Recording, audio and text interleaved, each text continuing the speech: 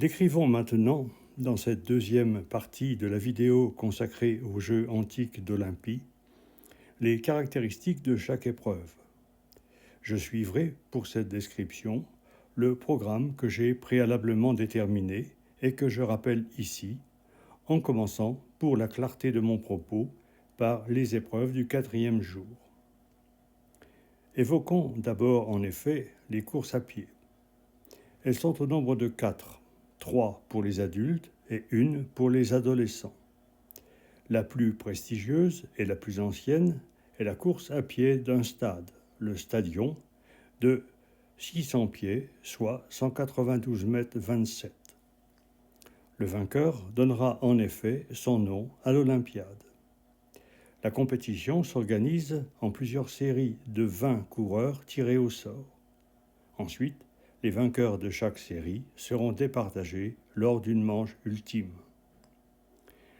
Le départ de la course s'effectue debout sur la ligne de départ, située à l'extrémité est du stade. L'arrivée se faisant, lors de toutes les courses, devant le sanctuaire, face au temple de Zeus. Pendant la course, comme on le voit sur la peinture du vase présenté, les coureurs lèvent haut le genou, ce qui donne à leur allure un air saccadé et bondissant. Ils effectuent d'amples mouvements de balancier avec leurs bras pour aider l'amplitude de chaque foulée. La course suivante, appelée diolos, consiste en un aller-retour de la longueur du stade. Puis vient la course de fond, du dolikos. La longueur de la course varie de 7 à 24 stades, soit 1345 mètres et 4615 mètres. Il va de soi que pour ces courses, c'est l'endurance qui prime. Les genoux sont moins levés et les bras repliés restent le long du corps, se balançant au rythme des enjambées. C'est seulement lors de l'arrivée que les coureurs adopteront les gestes du sprint. On peut penser que les courses s'effectuent le matin du 4e jour d'une Olympiade, l'après-midi étant réservé aux sports de combat, pugilat, lutte et pancrace. Ces sports s'effectuent entre 2 protagonistes tirés au sort. Chacun prend dans une urne d'argent une fève gravée d'une lettre. Les 2 qui tirent la même lettre combattront ensemble. Le vainqueur affrontera ensuite le vainqueur d'un autre combat jusqu'à ce qu'il n'en reste qu'un. Il n'existe pas de catégorie de poids. Certes, les plus massifs pourraient sembler posséder l'avantage de leur force, mais les plus légers ont l'avantage de leur agilité et de leur rapidité. Le pugilat, appelé pygmée en grec, s'effectue avec les poings et les avant-bras liés par une longue lanière de cuir. Les phalanges sont ainsi immobilisées, seul le pouce reste mobile. C'est un sport brutal qui peut entraîner des accidents mortels. Lors d'un combat, le corps à corps est interdit. Les 4 représentations du combat de pugilat sur les vases grecs montrent 2 mouvements. Un bras replié vers l'arrière sera projeté rapidement pour l'attaque, tandis que l'autre bras est tendu en avant pour bloquer les uppercuts de l'adversaire ou éventuellement pour les détourner. Lors du pugilat, la puissance des coups est toujours préférée à l'esquive. Le combat n'a pas de limite de temps. Il dure tant que l'un des protagonistes ne se relève plus. Cependant, l'un des 2 peut reconnaître sa défaite en levant un doigt en l'air. La lutte appelée palais est bien illustrée sur les vases peints. Au début du combat, les 2 protagonistes sont campés sur leurs jambes en position de stabilité maximum. Au signal du début du combat, ils s'avancent l'un contre l'autre, essaient de saisir le bras du protagoniste, puis effectuent des prises pour le faire chuter. Le but est de faire tomber 3 fois son adversaire, épaule contre terre. Les dessins des vases montrent 3 exemples de prises. On peut prendre son adversaire à bras-le-corps pour le soulever verticalement et le projeter par terre. On peut aussi enserrer un des deux bras et la tête, puis, par un mouvement de bascule, le porter sur son dos et le faire chuter. De même est possible une bascule par l'arrière. Comme pour le pugilat, le combat n'a pas de limite de temps. Cependant, l'un des deux protagonistes peut aussi reconnaître sa défaite en levant un doigt en l'air. Le pancrace est un sport où presque tous les coups sont permis, à toutefois quelques exceptions près, comme mettre les doigts dans les yeux ou dans le nez, et de s'attaquer aux parties génitales. Les peintures des vases montrent diverses techniques utilisées lors d'un combat de pancrace. Les pancratistes peuvent s'inspirer des techniques de la lutte comme celles de la boxe. Ils peuvent combattre debout ou au sol. Ils attaquent avec les poings, mais aussi avec les jambes et les pieds. Le combat dure tant qu'un des deux adversaires ne s'avoue pas vaincu.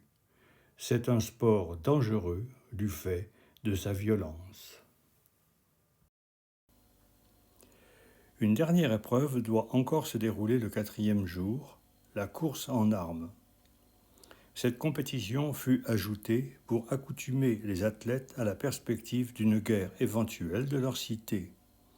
C'est aussi la dernière épreuve d'une Olympiade, comme si, symboliquement, on refermait la parenthèse de la trêve olympique.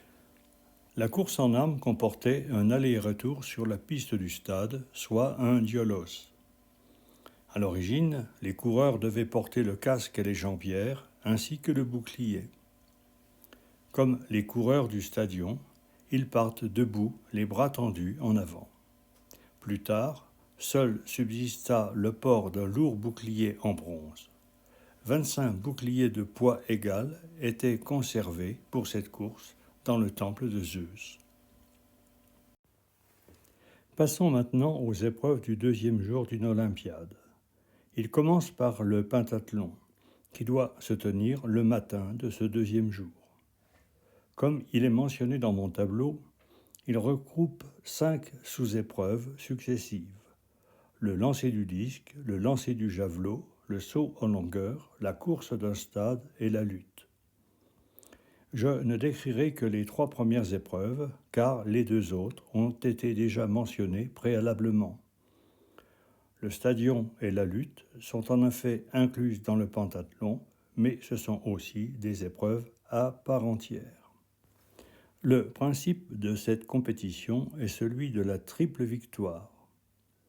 La compétition s'arrête dès qu'un athlète a été vainqueur dans 3 sous-épreuves. C'est le cas, par exemple, si un compétiteur a été vainqueur dans les 3 premières de ces sous-épreuves. Sinon, on continue avec la course à pied et la lutte jusqu'à ce qu'il n'en reste qu'un. Le lancer du disque aurait été inventé par Persée. Le disque est le plus souvent en bronze. Il pèse en moyenne 2 kg. Grâce aux représentations peintes sur les vases, on peut déterminer le mouvement du disque au bol. Après avoir levé haut le disque au-dessus de sa tête, il l'abaisse vers l'arrière, les jambes fléchies, et, après plusieurs mouvements de balancier, il se redresse en envoyant le disque. Celui-ci effectue une trajectoire parabolique qui le portera le plus loin possible. Le lancer du javelot mesure non l'adresse du lanceur, mais sa puissance. On ne mesure en effet que la longueur atteinte. Le lancer s'effectue avec usage de l'ancile, une lanière attachée au point de gravité central du javelot, que l'on tient à 2 doigts et qui fait office de propulseur. Un dessin d'un vase représente bien les 3 étapes du lancer de javelot.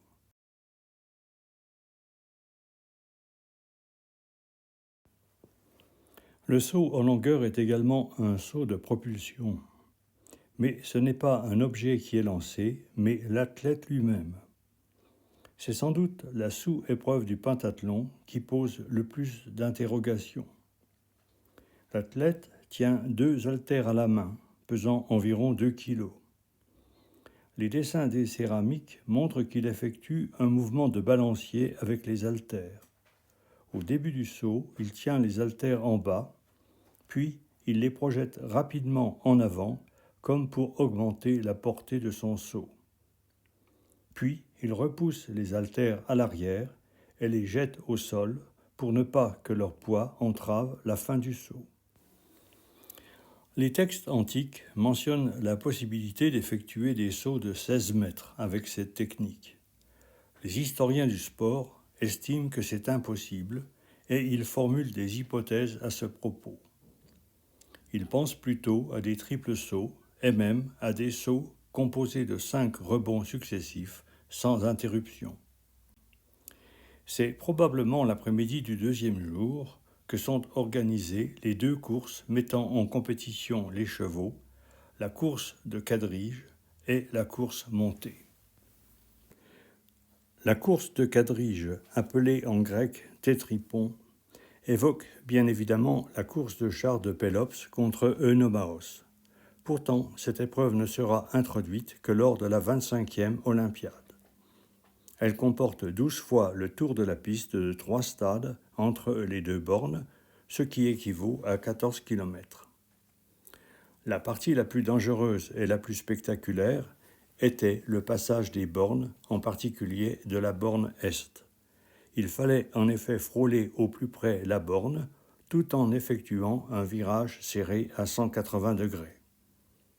Pour cela, l'aurige devait aiguillonner le cheval extérieur et ralentir le cheval intérieur, passant au ras de la borne.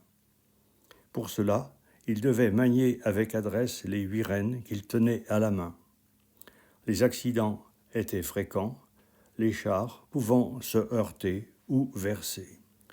Les auriges étaient les employés des propriétaires des chevaux.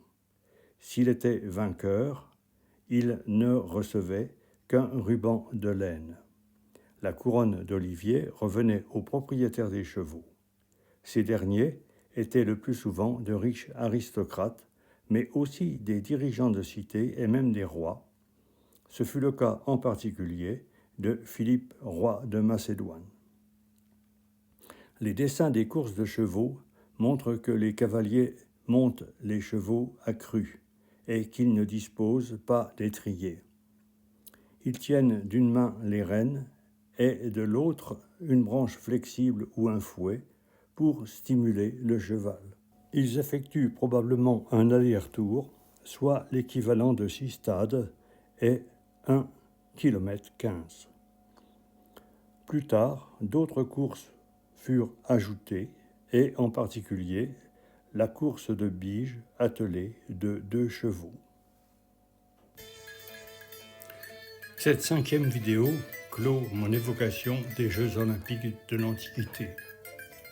Entre ces Jeux antiques et les Jeux olympiques organisés à notre époque, il n'y a, selon moi, de commun que le nom.